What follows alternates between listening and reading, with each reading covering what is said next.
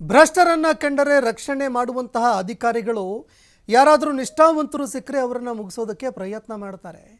ಸರ್ಕಾರಿ ಶಾಲೆಗೆ ಕೊಠಡಿ ಕೇಳಿದ್ದಕ್ಕೆ ಶಿಕ್ಷಕನಿಗೆ ಕೊಟ್ಟಂತಹ ಶಿಕ್ಷೆ ಅಮಾನತಿನ ಶಿಕ್ಷೆ. ವಿದ್ಯಾರ್ಥಿಗಳಿಗೆ ಮೂಲಭೂತ ಸೌಕರ್ಯ ಇಲ್ಲ, ಮೂಲಭೂತ ಸೌಕರ್ಯ ಕಲ್ಪಿಸಿಕೊಡಿ ಅಂತ ಕೇಳಿದ್ದೇ ತಪ್ಪ. ಹಾಗಾದ್ರೆ ಸರ್ಕಾರಿ ಶಾಲೆ ಶಿಕ್ಷಕನನ್ನ ಬಿಇಒ ಅವರು ಅಮಾನತು ಮಾಡಿದ್ದಾರೆ.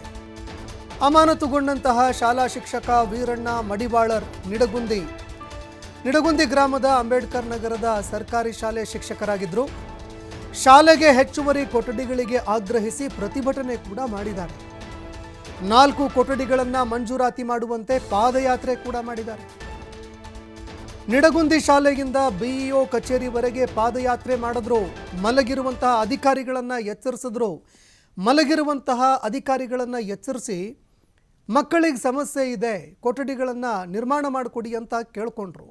ಇಷ್ಟೆಲ್ಲ ಮಾಡಿದ್ರೂ ಕೂಡ ಉಪವಾಸ ಸತ್ಯಾಗ್ರಹವನ್ನೂ ಕೂಡ ಕೈಗೊಂಡಿದ್ದಂತಹ ಶಿಕ್ಷಕನನ್ನು ಅಮಾನತು ಮಾಡಲಾಗಿದೆ.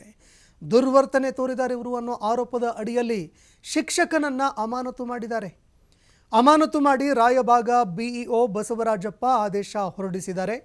ತಾವು ಮಾಡದೇ ಇರುವಂತಹ ಕೆಲಸಕ್ಕೆ, ಅಂದರೆ ಈ ಕೊಠಡಿಗಳನ್ನು ನಿರ್ಮಾಣ ಮಾಡುವಂತಹ ಕೆಲಸ ಮೇಲಾಧಿಕಾರಿಗಳದ್ದು, ಬಿಇಒ ಅವರು ಅದರ ಬಗ್ಗೆ ಗಮನ ಹರಿಸಬೇಕಾಗಿತ್ತು. ಆದರೆ ಅದನ್ನು ಬಿಟ್ಟು ಕೊಠಡಿಗಳನ್ನು ಕೇಳಿದಂತಹ ಶಿಕ್ಷಕನನ್ನು ಅಮಾನತು ಮಾಡಿದ್ದಾರೆ. ಇದಕ್ಕೆ ಸಂಬಂಧಪಟ್ಟಂತೆ ಸಾರ್ವಜನಿಕ ವಲಯದಲ್ಲಿ ತೀವ್ರ ಆಕ್ರೋಶ ವ್ಯಕ್ತವಾಗ್ತಾ ಇದೆ. ಬಿಇಒ ಅವರು ಮಾಡಿದಂತಹ ಕ್ರಮ ಸರಿನಾ ಅಂತ ಸಾರ್ವಜನಿಕರು ಪ್ರಶ್ನೆ ಮಾಡ್ತಾ ಇದ್ದಾರೆ. ಅನೇಕರು ಭ್ರಷ್ಟರಿರ್ತಾರೆ, ಅಂಥವರನ್ನು ರಕ್ಷಣೆ ಮಾಡ್ತೀರಿ, ಆದರೆ ಮಕ್ಕಳಿಗೆ ಶಿಕ್ಷಣ ಸರಿಯಾಗಿ ಸಿಗ್ತಾ ಇಲ್ಲ, ಮೂಲ ಸೌಕರ್ಯ ಇಲ್ಲ, ಕೊಠಡಿಗಳನ್ನು ನಿರ್ಮಾಣ ಮಾಡಿಕೊಡಿ ಅಂತ ಕೇಳಿದಂತಹ ಶಿಕ್ಷಕನನ್ನು ನೀವು ಅಮಾನತು ಮಾಡಿದಿರಿ ಅಂತ ಸಾರ್ವಜನಿಕರು ಕಿಡಿಕಾರ್ತಾ ಇದ್ದಾರೆ. ಬಸವರಾಜಪ್ಪ ಅವರ ಅಮಾನತಿಗೆ ಸಂಬಂಧಪಟ್ಟಂತೆ, ವೀರಣ್ಣ ಮಡಿವಾಳ್ ಅವರನ್ನು ಅಮಾನತು ಮಾಡಿರುವಂತಹ ವಿಚಾರಕ್ಕೆ ಸಂಬಂಧಪಟ್ಟಂತೆ ಬಿಇಒ ಬಸವರಾಜಪ್ಪ ಅವರ ವಿರುದ್ಧ ಆಕ್ರೋಶ ವ್ಯಕ್ತವಾಗ್ತಾ ಇದೆ. ನಾವು ಸರ್ಕಾರದ ಹೆಸರಿಗೆ, ಮಾನ್ಯ ರಾಜ್ಯಪಾಲರ ಹೆಸರಿಗೆ 10 ಗುಂಟೆ ಜಮೀನನ್ನ ಖರೀದಿ ಮಾಡಿದೀವಿ.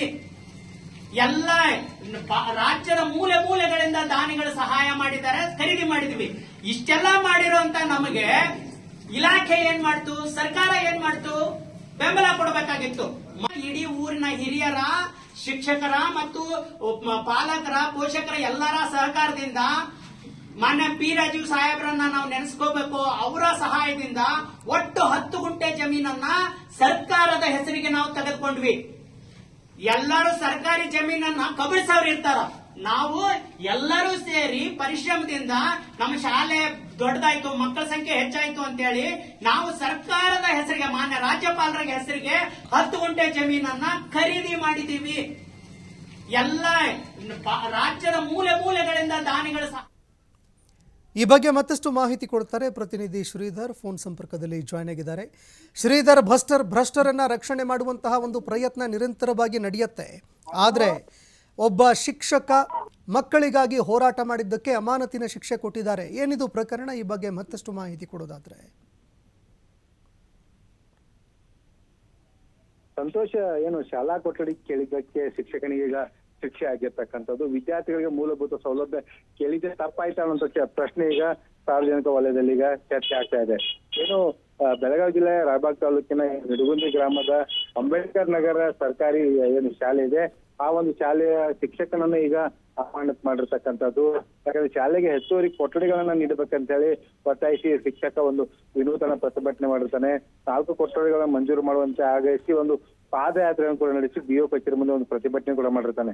ಆ ಒಂದು ಆಮರಣ ಉಪವಾಸ ಸತ್ಯಾಗ್ರಹ ಮಾಡಿರ್ತಕ್ಕಂಥ ಹಿನ್ನೆಲೆಯಲ್ಲಿ, ಜೊತೆಗೆ 9 ವರ್ಷಗಳಿಂದ ಒಂದು ಬೇಡಿಕೆ ಇದ್ರೂ ಕೂಡ ಬೇಡಿಕೆಗೆ ಶಿಕ್ಷಣ ಇಲಾಖೆ ಆಗಿರ್ಬೋದು, ಸ್ಥಳೀಯ ಶಾಸಕರಾಗಿರ್ಬೋದು, ಸ್ಥಳೀಯ ಏನು ಸಂಸದರಾಗಿರ್ಬೋದು, ಯಾರು ಕೂಡ ಸ್ಪಂದಿಸಿರಲಿಲ್ಲ. ಇದರಿಂದ ಏನು ಮನನೊಂದು ಈ ಒಂದು ಶಿಕ್ಷಕ ಒಂದು ತನ್ನ ಆಕ್ರೋಶ ಹೊರ ಹಾಕಿರ್ತಾನೆ.